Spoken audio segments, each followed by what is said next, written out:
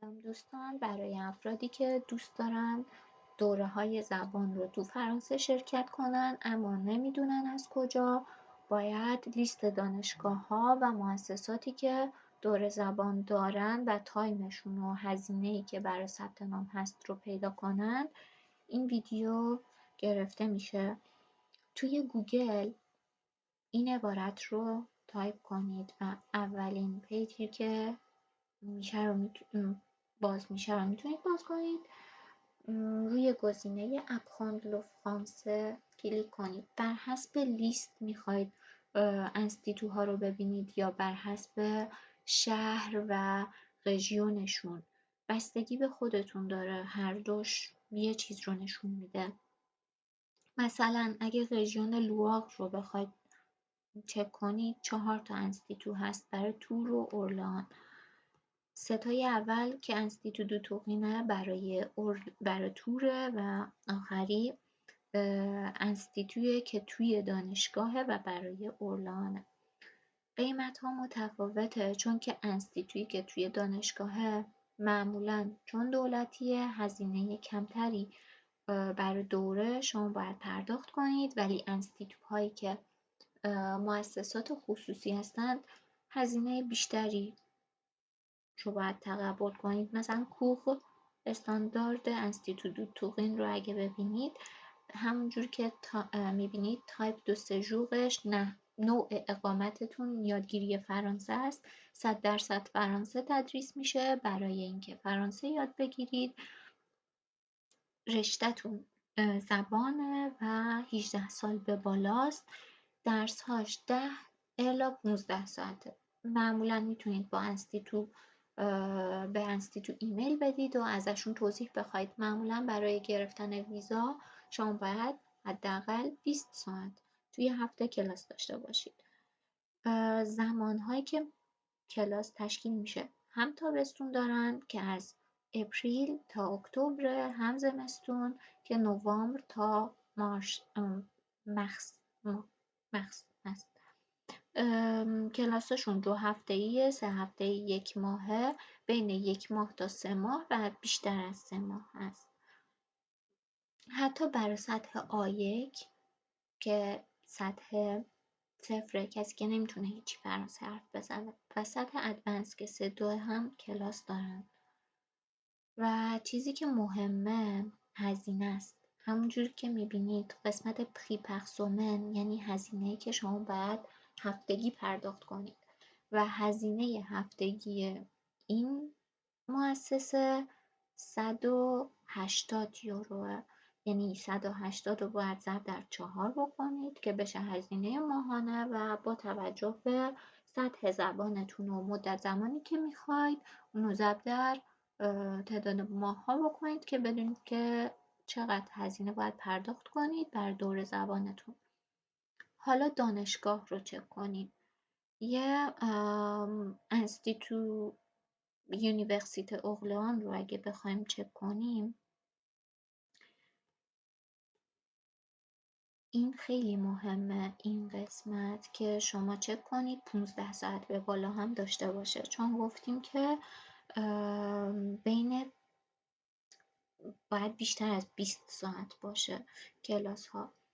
زمانش بازم تابستونه، آوریل تا اکتبر و دوره های زمستونیش هم ترم زمستونیش هم نوامبر تا مارسه.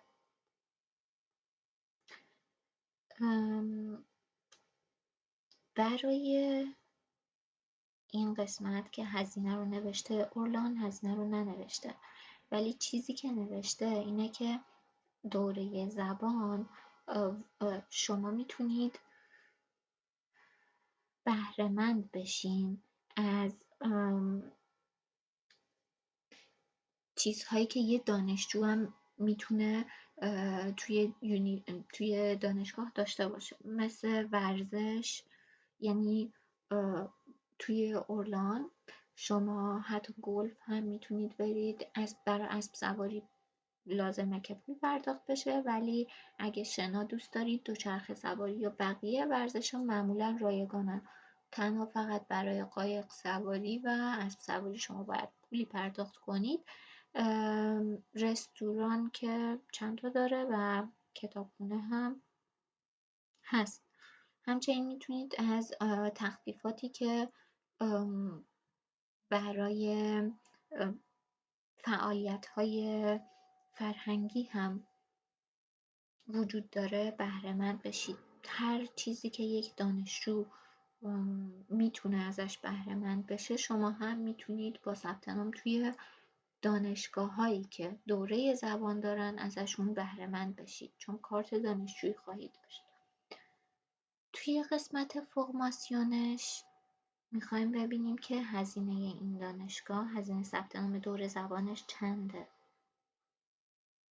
شما نمیخواید کوه دو سوراخ رو بگیرید، چون 20 ساعت تو هفته باید کلاس داشته باشید. چیزی که باید انتخاب بکنید کوه سمستریاله و دیپلم دانشگاه رو میخواید. اینجا تو قسمت انسکریپسیون میتونید کلیک کنید و چیزی که لازمه برای ثبت نام رو اینجا میتونید ببینید. چیزی که اینجا مهمه اینه که شما میتونید از اواسط ماه فوریه درخواست فرستادن رو شروع کنید و اگه سوالی داشته باشید تاریخی که شروع میشه از ماه سپتامبر و 15 می شما باید شروع کرده باشید به اقدام و برای ترم بعدش ترم 2 از ژانویه شروع میشه که باید از 15 اکتبر شما شروع کرده باشید به فرستادن مکاتبه با دانشگاه. این ایمیل دانشگاهه که میتونید بهش ایمیل بدید. اگه سوالی داشته باشید یا هرچی میتونید ازشون بپرسید و تو این قسمت که تعریف هست تعرفه ها رو میتونید ببینید. تعریف frais d'inscription annual برای هر سال سالانه شما 170 یورو باید پرداخت کنید. برای هر ترم 1300 یورو میگیرن و 100 یورو هم برای اینه که معمولا توی هر دانشگاهی باشید هزینه سوک رو به صورت سالانه باید پرداخت کنید. همون هزینه اکتیویته های فرهنگی، استفاده از کتابخونه یا ورزشی که میخواید برید و این هزینه ها رو شامل میشه این 100 یورو. این برای هزینه یک دوره زبانیه توی دانشگاه یعنی دانشگاه دولتی.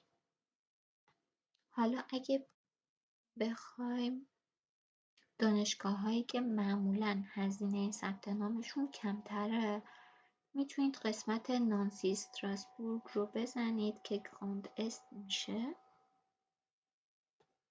بستگی داره به اینکه خودتون بخواید دوره زبانتون چند ماه باشه و سطحتون چی باشه. متس و نانسی رو میتونید انتخاب بکنید. بازم هزینهش رو اگه چک کنیم اینجا ننوشته. توی سایت دانشگاه رو میتونیم چک کنیم.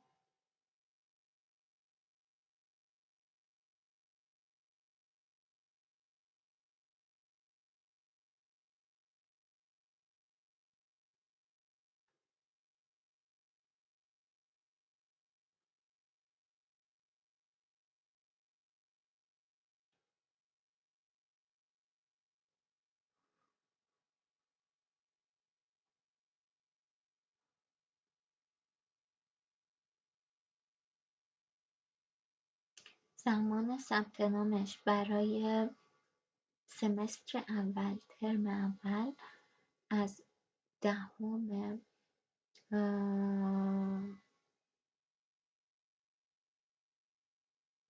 ماه جون شروع میشه تا اول سپتامبر و برای سمستر دوم از 8 ژانویه شروع میشه تا 19 ژانویه.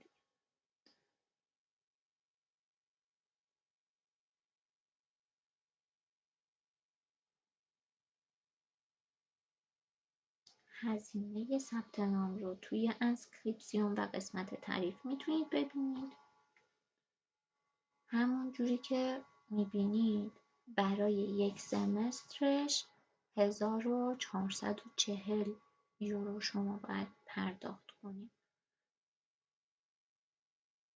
و باز هم 170 یورو رو باید برای یک سال پرداخت کنید و 100 یورو سوک. لوغن هم مثل اورلان که دیدیم دور زبانش دانشگاهیه و هزینهش کمتره. هم متس هم نانسی هزینهشون تقریبا کمتره. اما اگه براتون هزینه مهم نیست و دوست دارید پاریس درس بخونید، میتونید مؤسسه‌ای که پاریس هستن رو انتخاب کنید.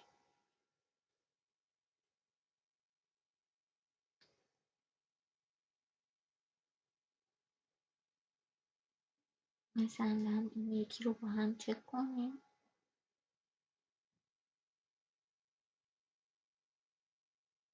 15 ساعت به بالا هم داره. تابستونش از آوریل تا اکتبر 1 تا 3 ماهه. برای سطح A1 هم کلاس دارن. تعرفه‌اش برای هر هفته 219 یوروه. این باید ضرب در 4ش بکنید. هزینه که باید پرداخت بشه برای 1 ماه رو میتونید ببینید و اینجوری میتونید دوره‌های زبان رو پیدا کنید. و برای پیدا کردن ایمیل هم همونجوری که گشتیم، مثلا همون دانشگاه مدسون نانسی که بود رو اگه بخوایم ایمیل دانشگاه رو پیدا کنیم تا بهشون ایمیل بدیم، باید قسمت کانتکت رو پیدا کنیم.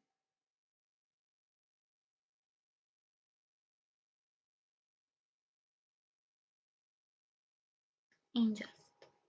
شما میتونید به این آدرس ایمیل بفرستید و مشخصات خودتون رو برشون بفرستید و بگید که از انستیتوشن خوشتون اومده و میتونید دوست دارید که دانشجوی ترم بعدیشون باشید. خیلی موفق باشید. روز خوبی رو